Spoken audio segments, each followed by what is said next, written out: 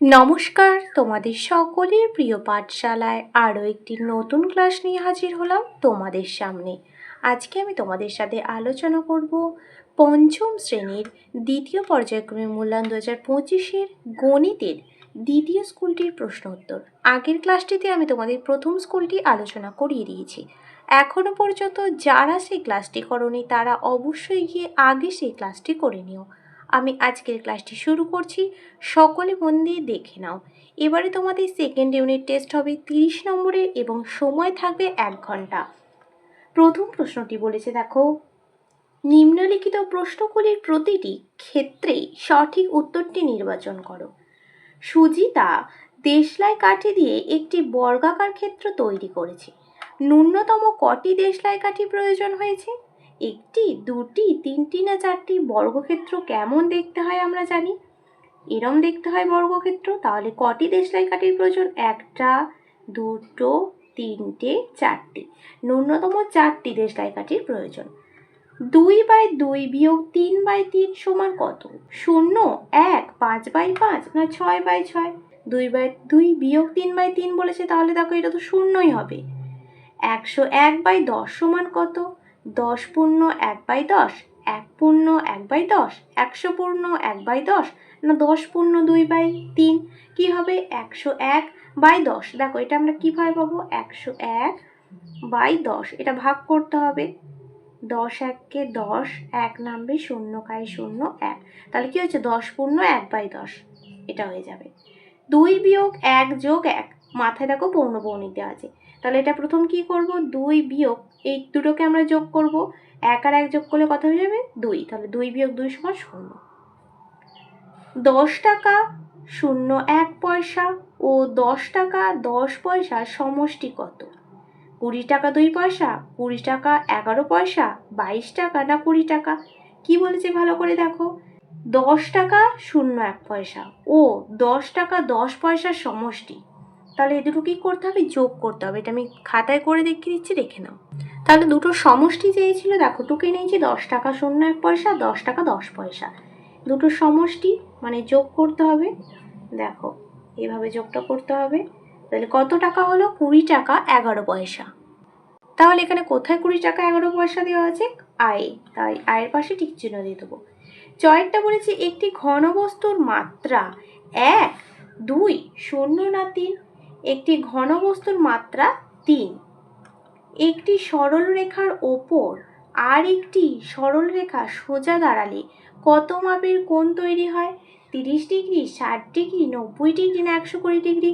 একটি সরল রেখা ওপর আরেকটি সরল রেখা বলেছে, তাহলে এটা কি হয়? এটা তো 90 ডিগ্রি হয়। আমি এটা এইভাবে আঁকলাম হাতে করে, তোমরা পেন্সিলে করে আঁকবে, দেখবে বুঝতে পারবে। তাহলে এই কোণটা তো 90 ডিগ্রি হয়, তাহলে এটা হয়ে যাবে 90 ডিগ্রি। 7 ভাগ হাজারের মান 0.007, 0.07, 0.7 না 7? দেখো এটা কিভাবে পাবো? খাতায় করে দেখাচ্ছি, দেখে নাও। এটা একবারে লিখে দিতে পারো কিভাবে? এই যে এর পাশে কটা শূন্য আছে? 3টে, তাহলে এর আগে 3টে আগে দশমিক হবে, এইভাবেও লিখে দিতে পারো।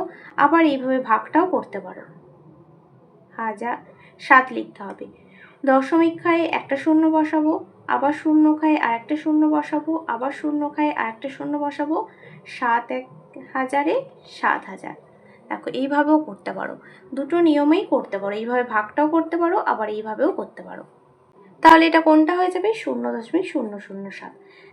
তারপরে দেখো কি আছে? BODMS, বদমাস। নিয়মে এম এর অর্থ যোগ, বিয়োগ, গুণ না ভাগ? এম এর অর্থ কি? গুণ, মাল্টিপ্লিকেশন। বদমাসের নিয়ম তোমরা বইতেই আছে, তোমাদের দেখিয়ে দিচ্ছি। দেখো এটা তোমাদের পাঠ্য বইতে দেওয়া আছে, বদমাসের নিয়ম। বি এর অর্থ ব্র্যাকেট বা বন্ধনী, অর্থাৎ প্রথমে রেখা বন্ধনী, তারপর প্রথম বন্ধনী, দ্বিতীয় বন্ধনী ও তৃতীয় বন্ধনীর কাজ পরপর করি। ও, বি ও আছে, ও মানে কি? ও এর অর্থ হলো অফ বা এর, অফ বা এর। বন্ধনীর পর এর কাজ করি, এর অর্থ হলো গুণ, অফ এর অর্থ হলো গুণ। ডি অর্থাৎ ডিভিশন বা ভাগ করি। এম অর্থাৎ মাল্টিপ্লিকেশন বা গুণ করি। তারপর এ অর্থাৎ অ্যাডিশন বা যোগ করি। সব শেষে এস অর্থাৎ সাবস্ট্রাকশন বা বিয়োগ করি। তাহলে প্রথম কি হবে, দেখো প্রথম হচ্ছে বন্ধনীর কাজ হবে, রেখা বন্ধনী, প্রথম বন্ধনী, দ্বিতীয় বন্ধনী, তৃতীয় বন্ধনী যেমন দেওয়া থাকে সেটার কাজ প্রথম হবে।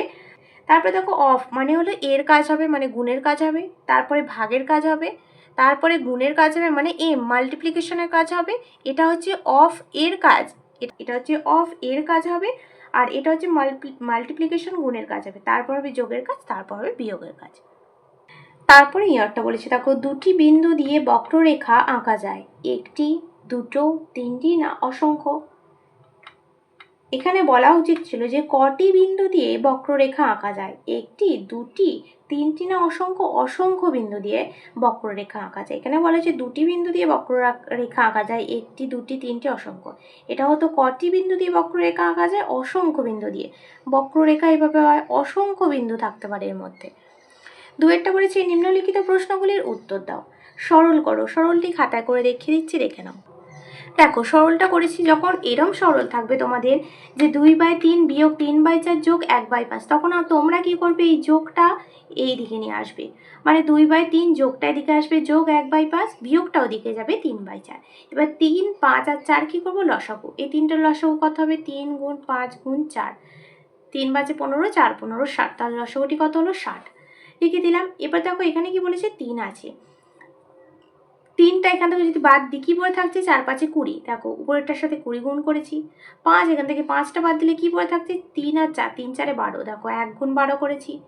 এখানে আছে 4, 4 বাদ দিলাম, বাদ দিলে কত পড়ে থাকতে, 3 আর 5, 3 5 15, উপরেরটার সাথে 15 গুণ করলাম। এবার 20 আর 2 গুণ করলে হবে 40, 12 গুণ 1 করলে হবে 12, 3 গুণ 15 করলে হবে 45। এবার 40 আর 12 যোগ করব, 52 বিয়োগ 45 বাই 60, 52 আর 45 বিয়োগ করলে হবে 7/60। তাহলে তোমাদের সরলের অ্যান্সারটা কি হলো, 7/60। তারপরে ক্ষয়টা বলেছে, দেখো স্থানীয় মানে বিস্তার করো এবং কথায় লেখো। দেখো এটাও খাতায় করে দেখিয়ে দিচ্ছি। 5 2 3 8 দশমিক 0 2 এটা আছে, এটাকে স্থানীয় মানে বিশ্লেষণ করে মানে বিস্তার করে লিখতে বলা হয়েছে 5000 যোগ 200 যোগ 30 যোগ 8।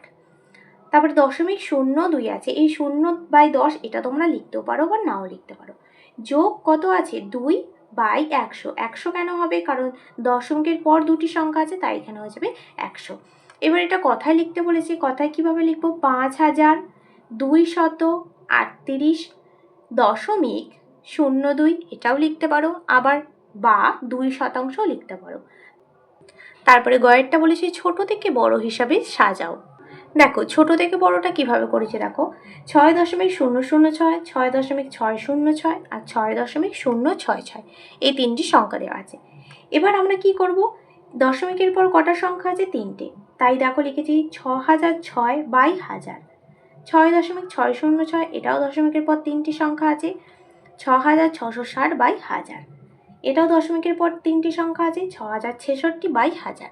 এবার এখানের মধ্যে সব থেকে ছোট সংখ্যা কোনটা পাচ্ছি, এটা, এটা মানে কত, 6.006।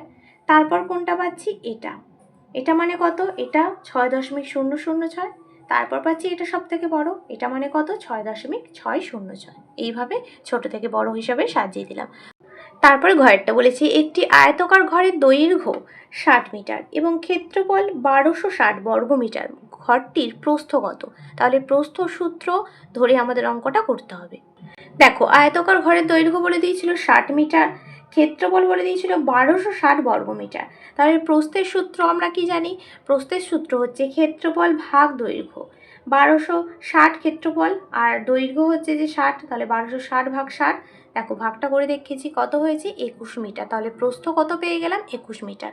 খুবই সহজ আছে, তোমরা একটু ভালোভাবে পড়বে অঙ্কটা, আর তোমরা এই সূত্রগুলো মুখস্থ করবে, প্রস্থের, দৈর্ঘ্যের, আয়তকার ক্ষেত্রের, ক্ষেত্রফলের, বর্গক্ষেত্রের, পরিসীমার, এইসব সূত্রগুলো দেখবে তোমাদের বইতেই দেওয়া আছে, সেগুলো তোমরা পড়বে, মুখস্থ করবে, তাহলেই দেখবে তোমরা অঙ্কগুলো করে ফেলছো। এরপর ওয়ার্ডটা বলেছে, দেখো একটি বাড়ির 6/7 অংশ রং করা হয়েছে, কত অংশ রং করা বাকি আছে? এখানে দেখো ধরে নিতে হবে সম্পূর্ণ এক অংশ, এটা তোমাদের ধরে নিতে হবে। এবার বাকি কত আছে, তাহলে বলেছি 1 বিয়োগ 6/7 অংশ। অংশ মানে কি, লবেও যা হবে হরেও তাই হবে, তাহলে লবেও যা হবে হরেও তাই হবে। এই এক অংশ মানে হলো লব হর একই, তাহলে এক অংশ 7/7 বিয়োগ 6/7। দেখো 7 হয়েছে লসাগু, 7 বিয়োগ 6, 6 আর 7 বিয়োগ করলে কত হবে 1, 1/7, তাহলে 1/7 অংশ রং করা বাকি আছে। চারটা বলেছে স্কেলের সাহায্যে 8.5 সেন্টিমিটার দৈর্ঘ্যের সরল রেখাংশ অঙ্কন করো এবং সরল রেখাংশের নাম দাও। খুবই সহজ, এটা তোমরা স্কেল ব্যবহার করবে, স্কেল বসাবে, স্কেল দিয়ে তোমরা মাপবে যে 8.5 সেন্টিমিটার দিয়ে AB নাম দিয়ে দেবে। খুব সহজ এটা। এবার 3 প্রশ্নটি বলেছে, দেখো যে কোনো দুটি প্রশ্নের উত্তর দাও। আমি 3টেই করে দেখিয়ে দিচ্ছি। প্রথমে আছে সরল করো। সরলটা তোমাদের আগের পৃষ্ঠাটিতেই করে দেখিয়ে দিয়েছিলাম, এবারও করিয়ে দিচ্ছি, দেখে নাও। দেখো 6 ভাগ তৃতীয় বন্ধনী 1 যোগ 4 ভাগ দ্বিতীয় বন্ধনী 1 যোগ 3 ভাগ প্রথম বন্ধনী 1 যোগ 4 যোগ 2 প্রথম দ্বিতীয় তৃতীয় বন্ধনী ক্লোজ। এবার আমরা প্রথম কিসের কাজ করব? প্রথম বন্ধনীর ভাগের কাজ করব। দেখো প্রথমে যা লেখা আছে তাই লিখেছি, 1 যোগ ভাগটা করেছি, 4 2 2 4 2 লিখেছি। এবার কি করব? এই কাজটা করব, যেমন লেখা আছে সেইভাবে লিখব। এই দুটো যোগ করলে কত হবে? 3। এবার কিসের কাজ করব? এবার এই ভাগের কাজ করব, দ্বিতীয় বন্ধনীতে যে ভাগটা আছে তার কাজ করব। যেমন লেখা আছে লিখেছি, 3 ভাগ 3 করলে কত হবে? 1। দেখো তারপরে কিসের কাজ করব? দ্বিতীয় বন্ধনীর যোগের কাজটা করব। যেমন লেখা আছে লিখেছি, 1 আর 1 যোগ করলে হয়ে যাবে 2। এবার দেখো এই ভাগটা করব, 6 ভাগ 1 যেমন লেখা আছে লিখেছি, 4 ভাগ 2 করলে হবে 2।